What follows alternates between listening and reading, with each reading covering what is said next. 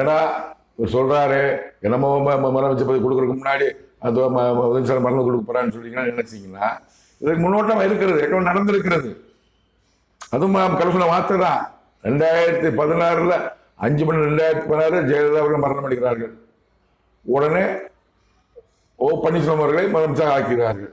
கொஞ்ச நாள் கழித்து சசிகலா அவர்கள் அதிமுக பொதுச் செயலாளராக முயற்சி செய்கிறார். அது கடவுள் அனுமதி கொடுக்குறாரு, கொடுத்துறாரு. திரும்ப அவங்க வந்து முதலமைச்சர் ஓ பன்னீர்செல்வம் அவர்களை பதவியிலிருந்து நீக்கிவிட்டு ராஜினாமா செய்ய சொல்லி அவர் முதலமைச்சர் ஆகிறது திட்டம் போட்டார்.